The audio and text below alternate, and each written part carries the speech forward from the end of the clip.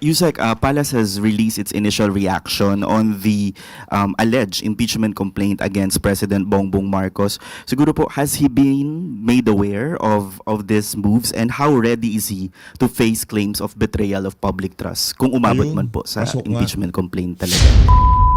I-share nyo itong video na to kung sang-ayon kayo na dapat nang sampahan ng impeachment itong si Marcos Jr. sa pagbabalik ng Kongreso. Kasi balita ho natin meron daw hong magsasampa ng impeachment dito kay Marcos Jr. Sorry na lang sila, mauuna ang January sa February.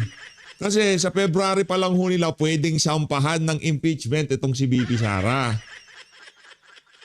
At sa pagbubukas ng Kongreso, marami hong alingas-ngas na merong maghahain ng impeachment dito kay Marcos Jr. Ano ho ba yung mga posibleng grounds ng isasampang impeachment laban dito kay Marcos Jr.? Yan ho ang pag-usapan natin dito sa video na to. Pero bago yan, isa like at subscribe. Masaya na ho tayo dyan, at sa mga gusto sumali sa ating community, yung join button, nandyan lang ho sa baba. Ang problema ho kasi dito mga kababayan, itong mga aso ni Martin Romualdez, itong si Adjong, itong sila De Lima, mga makabayan, yung mga galit kay VP Sara dyan sa House of Representatives, excited na ho sila na mag-February. Pero hindi ho nila na-anticipate sa dami ng kabuktutang ginawa nitong si Marcos Jr. noong 2025, pinirmahan niyang palsipikadong budget, napakaraming maanumalyang flood control project, mga ghost project, tapos yung appropriation chairperson, sinasabi niya na hinahatiran daw ho ng pera itong si Marcos Jr. at itong si Martin Romualdez. Kaya naman, ang nakikita ho natin dito mga kababayan, ano ho ito? Betrayal of public trust. Wala na di ba? Isa pa yung pagpupulburo niya. Di ba? Mapahanggang sa ngayong mga panahon na to, nag-2026 na at lahat-lahat, hindi pa rin tayo sigurado kung nasa tamang kaisipan ng presidente na to. Pero base sa ating nakikita, kahit hindi magpa-hair follicle test to, talagang malakas ho ang tama nitong si Marcos Jr. Ano pa yan? Naku, matindi ho yan.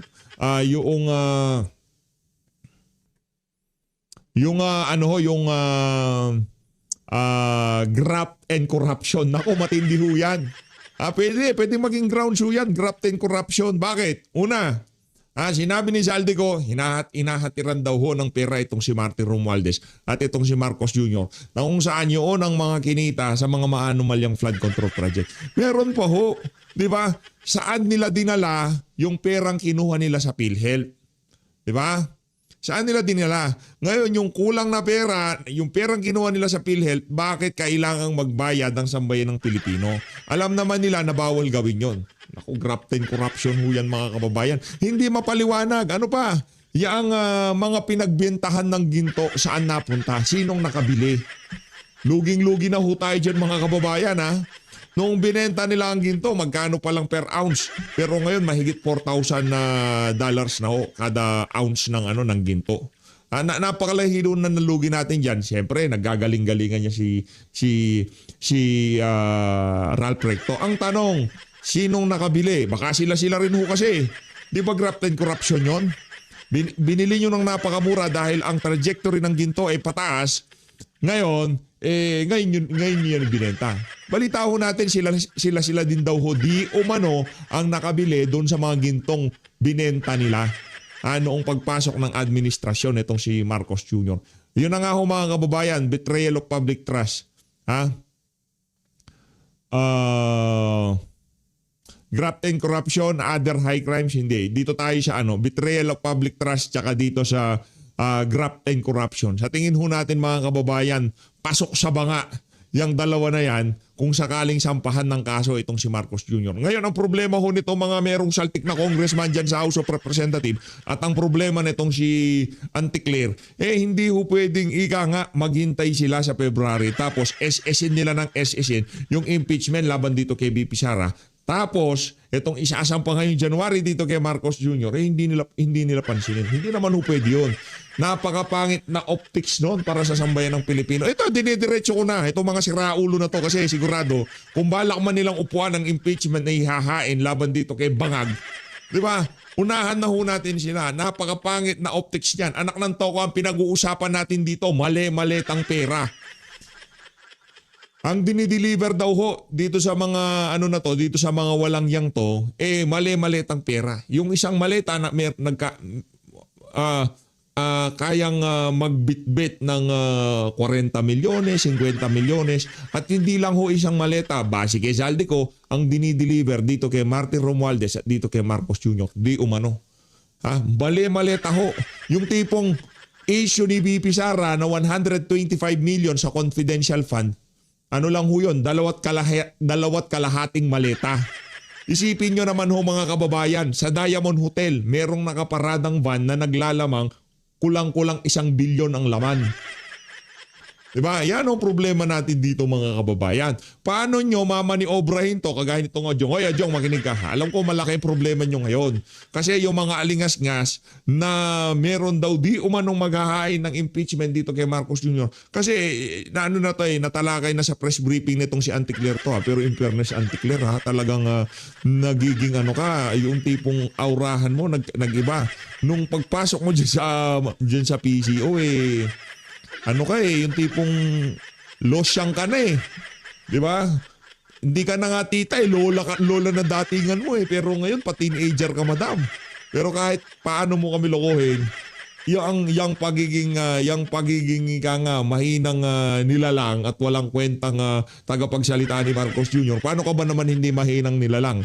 Mula nung pumasok ka dyan sa Malacanang, dumausdos ang approval at trust rating nitong si Marcos Jr. Kaya diyan ka lang, Auntie Claire.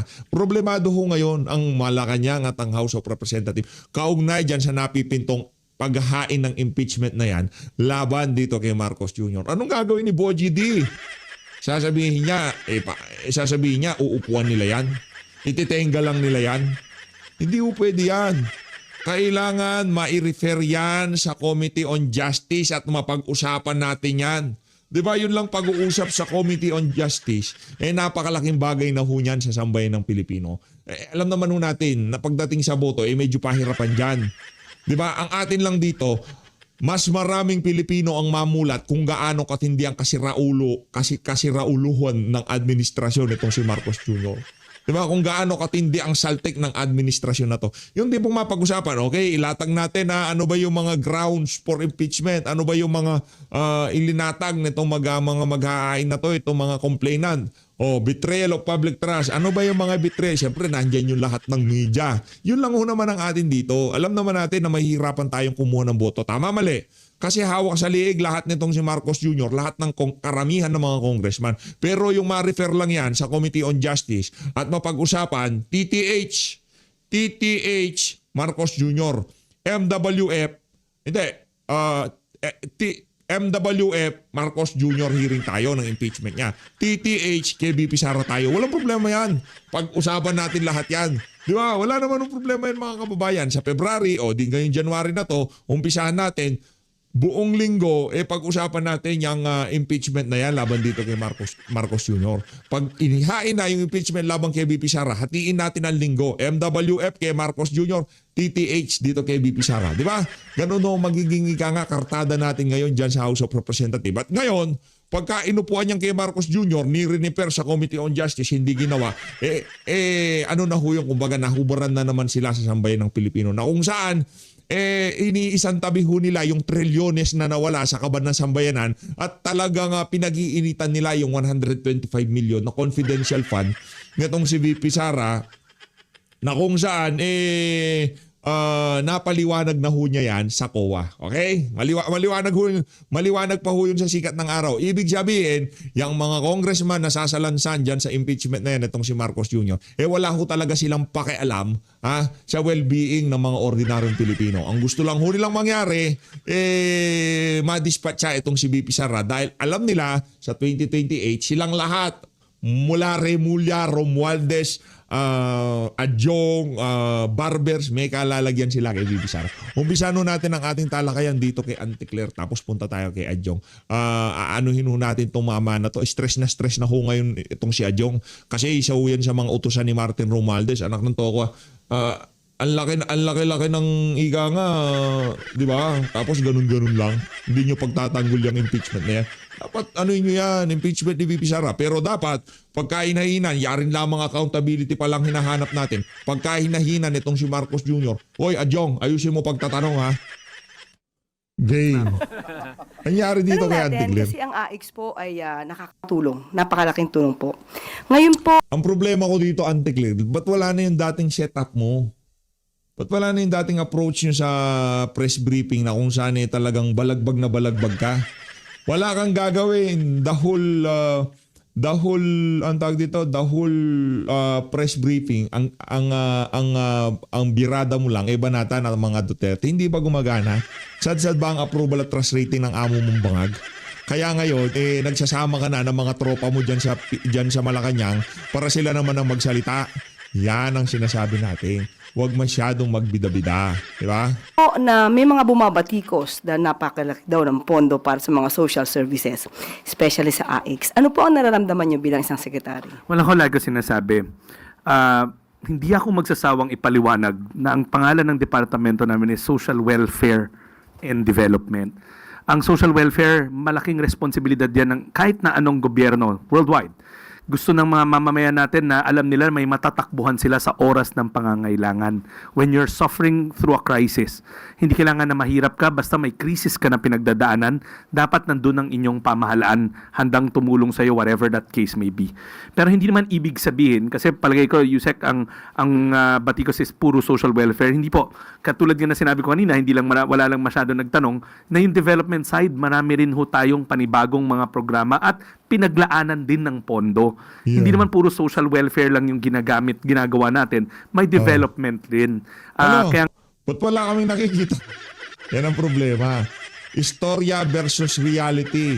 Di ba? Etong si Rex Gatchalian, walang ginawa kundi magkwento na merong nangyayari, merong ginagawa, pero walang nakikitang output ang ating mga kababayan. nung nilatag ko yung Bihira, layout oo. ng departamento, sabi ko may 3 kaming competency. Social welfare, pero wag natin kalimutan yung social development and yung disaster response.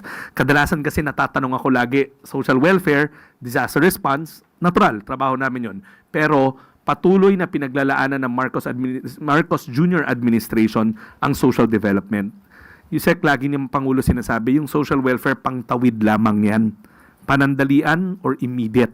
Pero ang mas importante na mandato namin, yung pangmatagalang paraan na para maiahon natin mula sa kahirapan ng ating mga kababayan.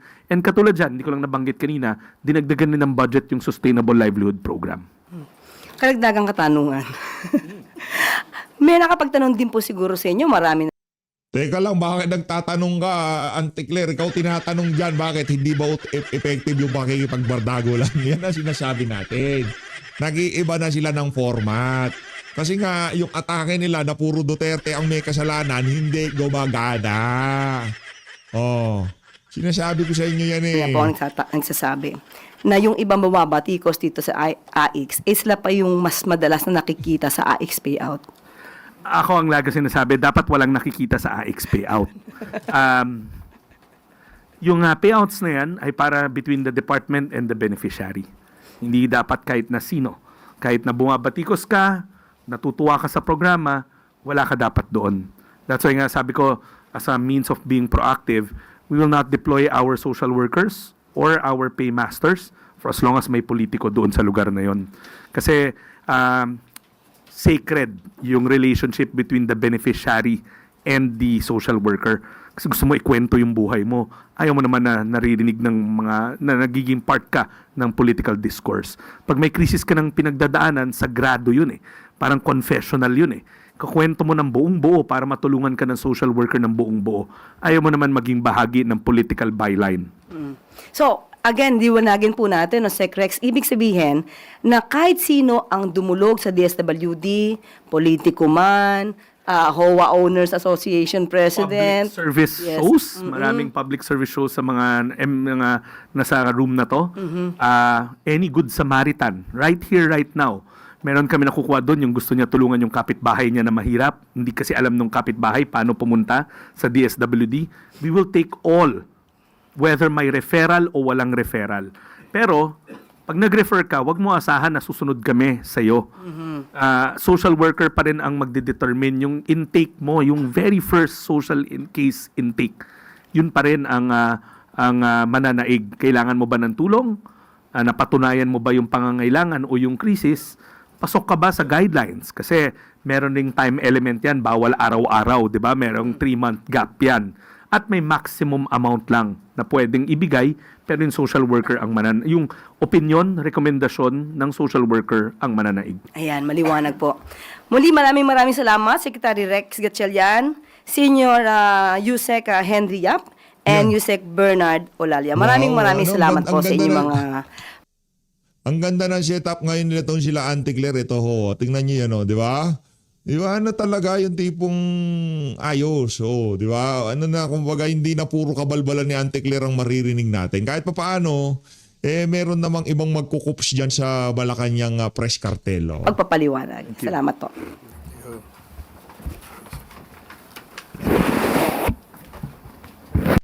Tanungan. Yun! Unang tanong mula kay Yun ang Tristan paborito. Nadalo, Newswatch. Yun ang pinaka-paborito kong kataga ni Auntie Claire. Ito pinaka-paborito kong kataga niya.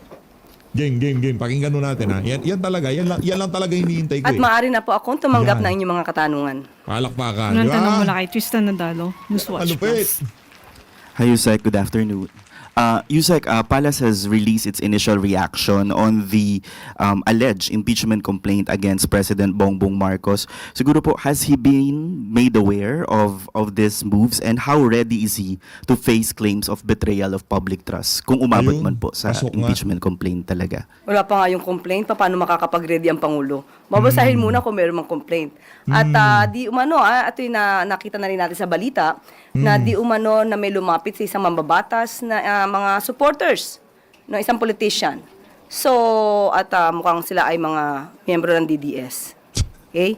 So, sa mga supporters po ng Vice Presidente na nagnanais po na magsampa ng impeachment complaint, Grabe naman yan. Pambihira naman yan, Auntie Claire. Pagka magsasamba na ng impeachment, automatic DDS na ganon. Hindi ba pwede yung mga nabaha, yung mga namatay ng kamag-anak dahil sa leptospirosis, dahil sa naging resulta ng pagnanakaw ng administrasyon sa kaban ng sambayanan? Di ba yung maanumalyang flood control projects? Ang sinasabi ni Zaldico, hinahatiran daw ng pera yung amo mo. Betrayal of public trust. Di ba? Kagad DDS, gano'n. Hindi ba pwede ito yung mga merong binabayarang sasakyan na lubog sa baha? Dahil sa mga kapalpakan ng administration? Di ba pwede sila yon? Ano nang to ka pag kami nagsampa ng impeachment, pro Duterte na kagad, gano'n? Baka mga dilawan yan, baka mga pinklawan yan, ha? Huwag nyo kagad iling sa mga Duterte, baka biglang magkagulatan, si Dilimang makita nyo dyan. mas maganda po siguro bago magturo at tumingin sa iba, tulungan muna nila ang idolo nila.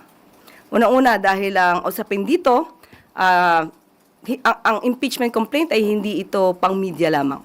Hindi ito panakot lamang. Mas maganda po na masagot ang mga issue dahil sinasabi nila ang paglalabas di umano ng balak ng mga supporter ng mga Duterte na magsampa ng impeachment. Sinasabi ng iba, ito para makaiwas di umano ang Vice Presidente sa mga isyung paglustay at mga di umanong pagtanggap ng pondo, milyong-milyong pondo mula sa mga drug lords. So mas magandang masagot. Matindi, no? Milyong-milyong pondo galing sa Anong expect mo na magiging approval at trust rating ng amo mo kung puro basura ang lumalabas sa bunganga mo? Sige nga, Aber. Sige nga. Ante, tanongin kita. Anong sa tingin mo magiging resulta ng approval at trust rating ng amo mo kung puro basura ang lumalabas sa bunganga mo? Anak na to ko, ang galing nyo. Ang galing nyong bumanat. Di ba? Yun siguro yung kay Madriaga na kung saan pinasinungalingan ni John Vic na hindi daw siya ang kinikita ni VP Sara. Di ba? Ngayon wala na si Madriaga. Asa na? Ano na lang to? Mga residue na lang ni Madriaga yung mga naririnig natin. Kumbaga ito yung mga latak na Madriaga issue. Pero yung talagang si Madriaga, sa tingin nyo ho ba mga kababayan kung merong hawak kay VP Sara yan? Wala pa sa laya yung mama na yan. alalila dilima yan. Kung magagamit yan ng administrasyon, papaikutan kahit na imposible, kaya ho nilang gawin. Para magamit nila ang isang nakapiit para ipanlaban dito kay BP Sara. Tama, mali? Yun eh. Kaso ang problema ho dito, wala ho talagang kargada, pero ngayon, hindi na ho confidential fund ng kanilang issue. Hindi na intelligence and confidential fund. Ang issue na lang ho nila mga kababayan yung tumatanggap ng pera sa mga drug lord. Palakpakan! Di ba? Ang galing ni Auntie Claire. Oh. Good luck na lang sa approval at trust rating ng amo mong bangag. Sagot po yan. At ang Pangulo naman, handa naman po sa lahat ng pagkakataon dahil siya po ay gumagalang sa konstitusyon, gumagalang po siya sa proseso. Pero kung pag-uusapan po natin ay breach of public trust, dahil nabanggit ito tungkol sa di umanong pagpirma sa GAA. Ang Pangulo po, unang-una, hindi po siya nagnakaw ng pera. Pangalawa, Hinahatiran lang ng maleta ni Saldico, di umano. Ang nagiging niya si pangalan, Jojo Cadiz. Connection niya. Saan na ba si Jojo Cadiz ngayon? siya po ang nagpapaimbestiga sa mga maaanumalyang flood control projects Wow. at maaaring naging sanhi ng Ang korupsyon.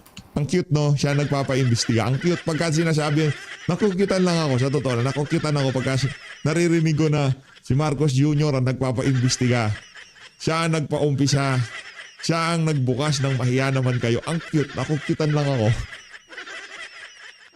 Tipong parang bangag lang. Yung tipong lakas lang ng tama. Di ba? Parang nakasinghot lang. Ganun lang. Wow, ang cute. Ganun lang. Hindi na ako nagagalit ngayon. Kasi yung propaganda nila, yung optics nila ni si Marcos Jr. ang naging dahilan kung bakit naiimbestigan to. Hindi kinakagat ng ating mga kababayan. Kaya nakukitan na lang tayo. Hindi na natin kailangan pagsigawan. No, bakit? Di ba 2024, mahiya naman kayo, tapos biglang lumubog. Yeah. Di ba, bakit? Di ba from 5,500 flood control, hinabang mo pa sa harap ng mga magnanakaw ng congressman, tapos ngayon mahiya naman kayo. Wala nang ganon. Nakukyutan na lang ho tayo.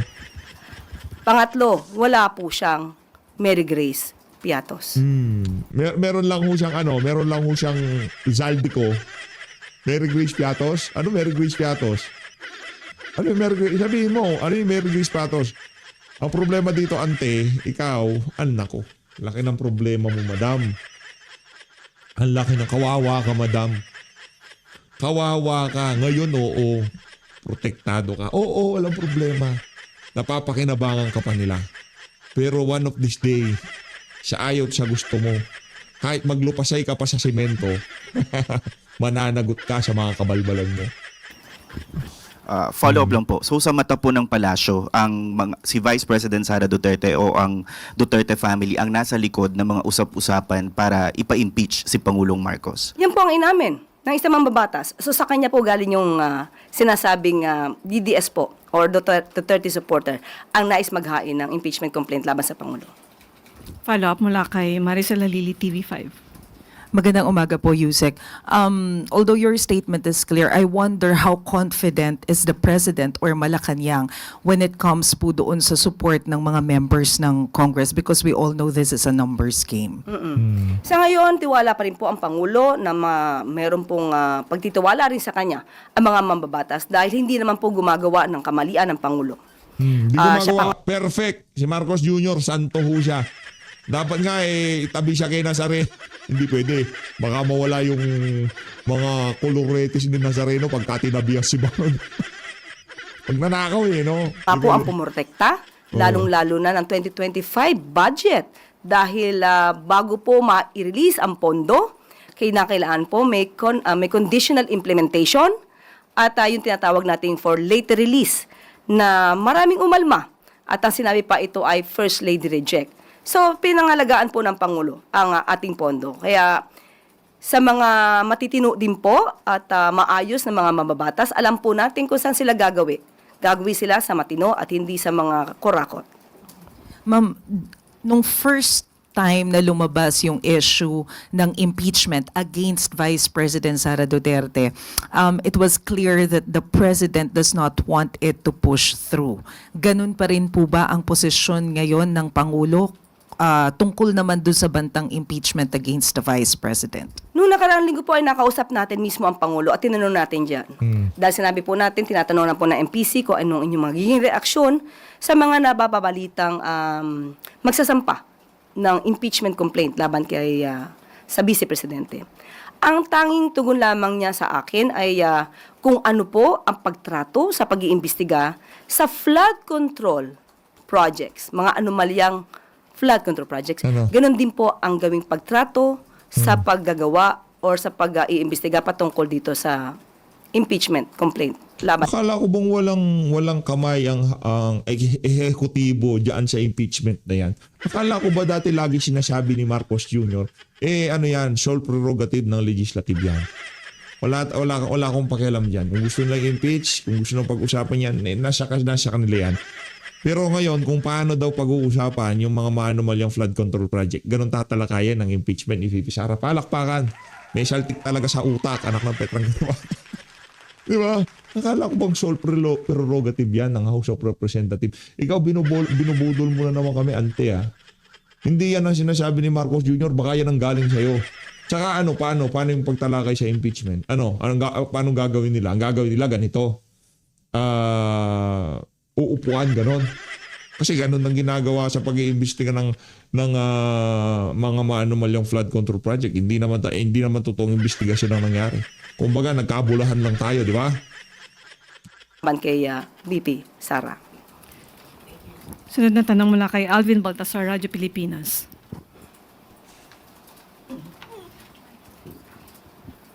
Yusek, good morning. Yusek, may post si Mr. Montulfo doon sa kanyang Facebook page. At ang sinasabi, nakikipag-ugnayan umano yung BGC Boys kay VP Sara. Nako. Tumaasa daw ang tatlo na ma-acquit ang Vice President sa ikinakasang impeachment. And kapag nanalong presidente, bibigyan daw sila ng executive clemency. Ano pong reaction niyo doon sa FB post ni Mr. Tulfo? Wala po kasi tayong personal na kaalaman sa kanyang nabanggit. Hindi natin kilala yung Tweety Bird. Executive clemency. Natingin niyo ba nasa Caracas ni Sara Duterte na kriminal kayo, bibigyan kayo ng executive clemency? Maanomalyang flood control project. Paano si VP Sara si Raulo? Si Montulfo talaga yung pagiging supot niya hanggang ngayon. Pambira to si... Kaya tinatanong kung gaano kalaki utin mo eh. Ni Mr. Ramon Tulfo. Pero kung ito'y may katotohanan, sana man lang ay itong mga witnesses na maaari talagang mayroong alam sa katotohanan, huwag silang magpabudol. Dahil mayroong mga nakaraan na umaako, di umano, sa maaari maging kasalanan ng mga kapulisan, pero yung mga kapulisan, ang miyembro ng kapulisan, ang siya nakukulong. So sana wag pabudol dahil ang kailangan po ng tao ngayon ay katotohanan, maaaring sila pa ang maging susi upang lalo natin mapaglabanan ang korupsyon. At kung sila may makakatulong sa bansa, maaari naman sila maging state witness, depende po sa kanilang qualification. So wag lamang pong pabudol dahil kailangan po sila ng bansa. One more question on my part, Yusek. Anong reaction natin doon sa information na babawiin daw, magkakaroon ng retraction itong sila Hernandez, si Bryce Hernandez at si JP Mendoza sa kanilang Saka hindi ko pa rin makuha yung punto na kinakausap si VP Sara. Una sa lahat, si VP Sara hindi yan basta-basta nakakausap. Ngayon yung Tweety Bird, baka utin lang nitong si Montulfo ang nakakausap niya pagka nasa kubeta siya, sobrang liit ng utin niya. Kinakausap niya. O, di ba? Meron siyang imaginary Tweety Bird. Hindi pala imaginary yung talagang Tweety Bird niya. Sipin nyo na lang ho mga kababayan. Sara Duterte, hindi siya involved dito sa anomalya na to. Dito sa issue ng mga anomalyang flood control na to. Nakita nyo naman ho mga kababayan, itong mga involved na to sa mga maanomalyang flood control, Bryce Hernandez, Henry Alcantara. Wala na mga pera yung mga. Meron pa siguro yung naitago nila sa mga cold storage nila, di ba? Meron pa siguro silang pera. Yung mga naitago nila sa mga vault nila, meron pa siguro silang pera. Pero yung pera na yun, alam nila na yun na yung emergency money nila. Kung sakaling makalaya na sila, yun talaga ang wawaldasin nila, di ba? Pero karamihan ng mga visible asset nila, talagang sinamsyam na yan ng mga siraulo sa Malacanang. O yung mga siraulo sa DOJ, di ba? Yung lami-lami siyang pera ang pinapakita nila. Ngayon, bakit isusugal ni Bibi Sara ang kanyang political capital dito sa mga siraulong magnanakaw na to? Dahil anong wala nang pera eh. Ano pa yung pambabayad ng mga yan para hindi matuloy ang impeachment ni Bibi Sara? Magpapakawala ng pera itong mga siraulo na to? Wala akong mangyari yun. Lahat nga, ultimo baka bisikleta, kinuha ng mga taga Malacanang yan eh. Diba, lahat ko nang pwedeng kunin dito sa mga individual na to. Kay ano nga lang, di ba? Dito kay Momo at dito kay Congressman Garjola, di ba? May get 1,000 bank accounts finreeze na. Ano mangyayari doon? Naka-freeze na yun. Natural, pagka ano ho yan, talagang pinagnasahan yan. Ngayon pa naman, mapahirapan sa pera, di ba? Pinagnasahan niya ng administrasyon, talagang gigipitin ho yung mga yan. Ngayon, pag-usapan na lang natin to, ganito na lang ho gagawin ng mga yan. Magkano laman ng mga 5,000 bank accounts na yan? Magkano? Humigit kumulang. Magkano? 3 billion, 5 billion, 6 billion, total 6 billion. Ilabas nyo yung 550 billion. 5.5 billion. 5 billion, 500 million pesos. Ilabas mo na yan. Iwan nyo na yung 500 million. Kunin na namin to. Wala na tayong problema, di ba? Ano pa pera ng mga yan? Wala na hong pera yung mga yan. Kaya yung imaginary Tweety Bird na yan itong si Montulfo, baka utay niya lang kung kinakausap niya sa kubeta pag wala siya magawa. Affidavit sa naging participation nila doon sa flood control. And lumabas yung information na gano'n doon mismo sa interview ng kanilang abogado, si Attorney Ramon Esguerra. Sa ating pagkakaalam, parang hindi naman yata siya ang abogado ng dalawa. Si Attorney Ramon Esguerra. Parang ang hinahawakan yata niyang kliyente ay si Senator Villanueva. Pero hindi naman yata po yung dalawa. Pero still, Yusek, lumabas yung information na babawiin daw ng dalawa yung kanilang ano. So, ibig sabihin, nakausap niya na po yung dalawa.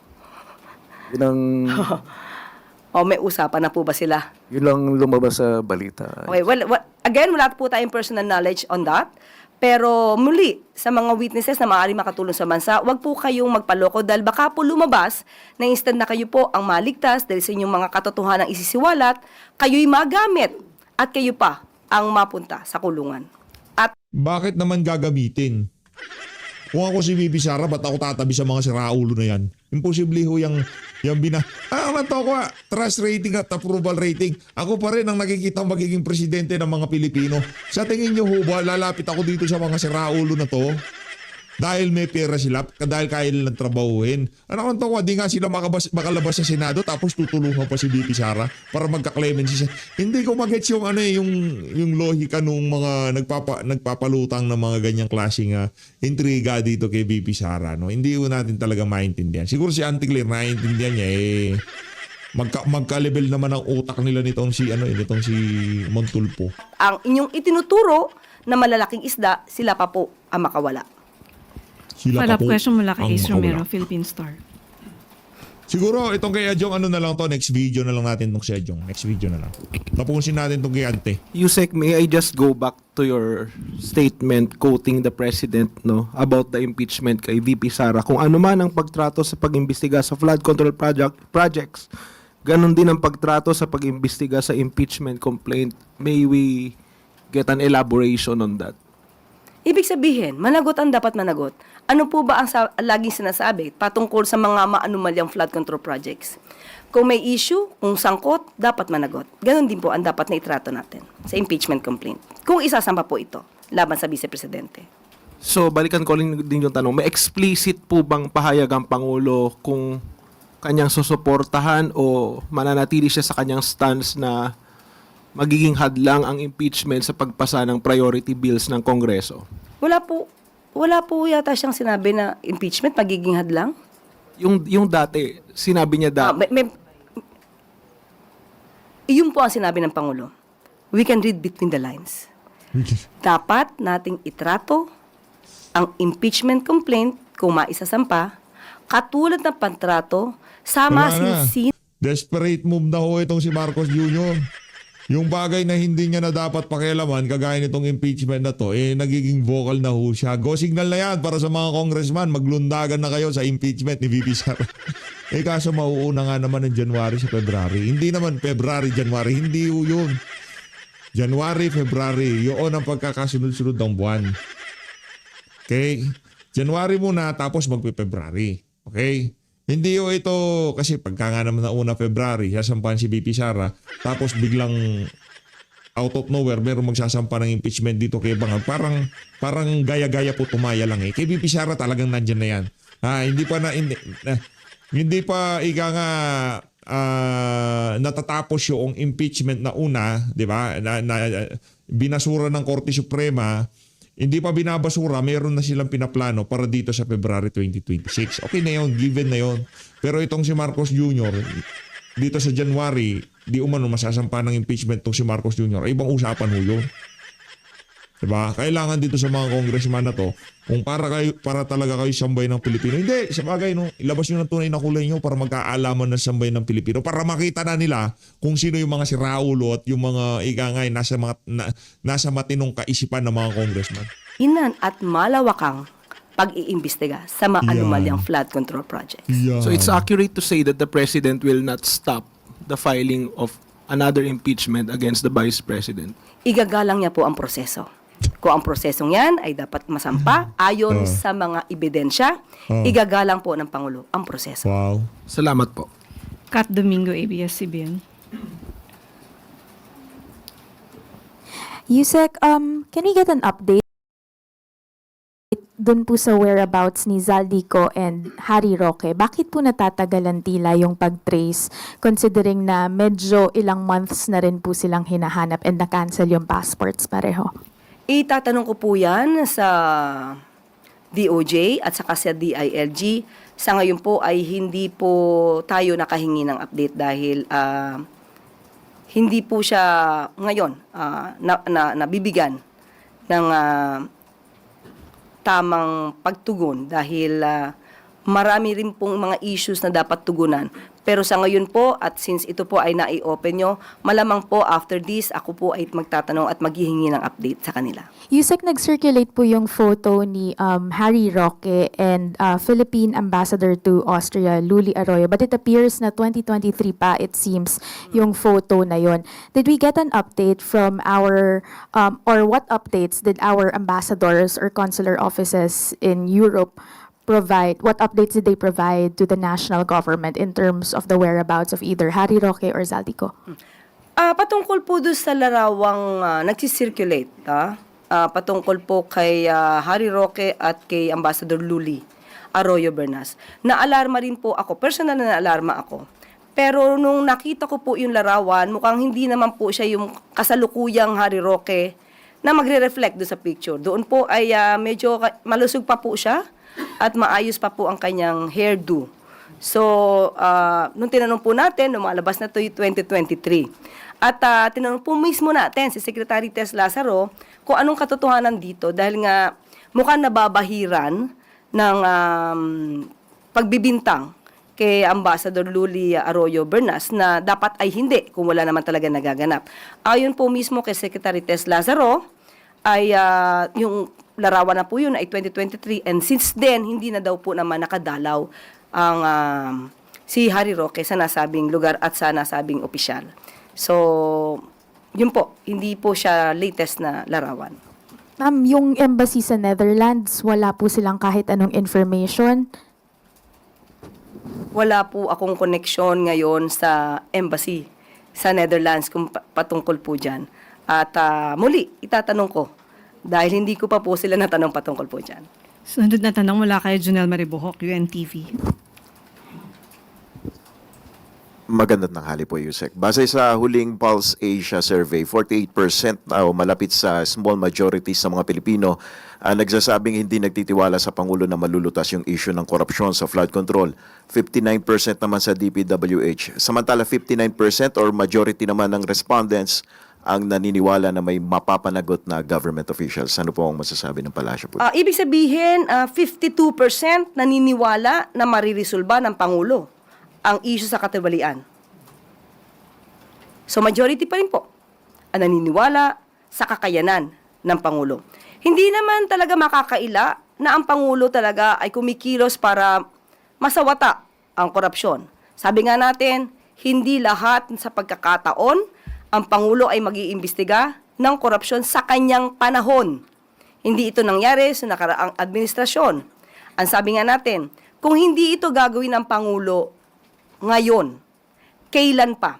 At kung hindi ang Pangulong Marcos ang gagawa nito, sino pa? Siya lang naman po ang may lakas ng loob na maapektuhan man ng kanyang administrasyon. Gagawin niya pa rin po ito para sa taong bayan. So, good news naman po ito. 52% naniniwala pa rin at na ang kakayahan ng Pangulo. At ito pa po, 59% ang naniniwala na mapapanagot ang dapat na mapanagot. So, ito po ay positibo dahil alam nila na ang dapat na managot ay maaaring mabilanggo. Sunod na tanong mula kay Julie Baiza, 1PH.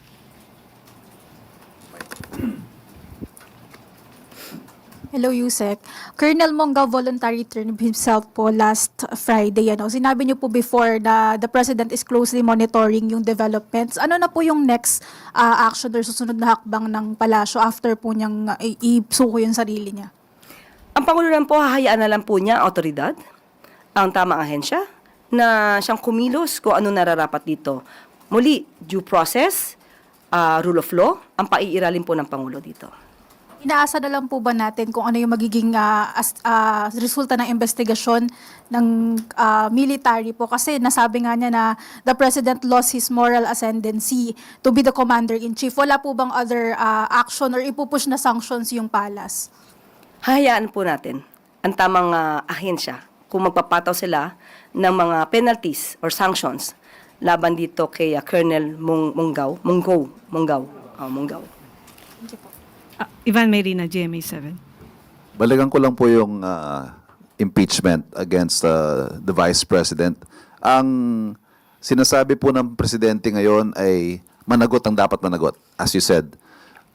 I think we can safely say na ito po ay departure from his statement during the first impeachment complaint na sinabi niya hindi ito makakatulong sa ordinaryong Pilipino. Yan po ang posisyon na dati and he expressed opposition to the impeachment process. But it went on anyway dahil nga po proseso daw yon. What changed, ma'am, between the first impeachment complaint and the possible refiling of that same complaint? Kung ang Pangulo po ngayon ay nagsasabi na ang lahat ng sangkot ay dapat managot, wala naman po sigurong exemption. Kung may mga pagkakasala na gawa, dapat din po managot. Lahat dapat managot. Pero nung una po kasi sinasabi niya, hindi yan makakatulong sa ordinaryong Pilipino. Hindi pa siguro nakikita kung gaano kalawak ang maaaring naging issue noon. Salamat. Huling tanong mula kay Ana Bajo, GMA News Online. Hi ma'am. Ma'am, hingi lang po sana kami ng update kung nakaalis na po ba si Presidente papuntang Abu Dhabi. Hindi pa po. Kailan ma'am yung? Ano po yung? Sabihin ko po mamaya. Pero tuloy ma'am, tuloy. Today. Tuloy. Okay. Tuloy. Tuloy. Tuloy. At ibibigay naman po namin sa inyo ang update kapag ka po ang Pangulo po ay lumipad na patungong Abu Dhabi. Pahabol na tanong po mula kay Tuesday New. Habol lang ma'am. Bakit po walang coverage yung departure niya for UAE? Hindi siya open for coverage? Walang kasamang media. Yes, Hindi rin ma'am, po ako pero- kasama.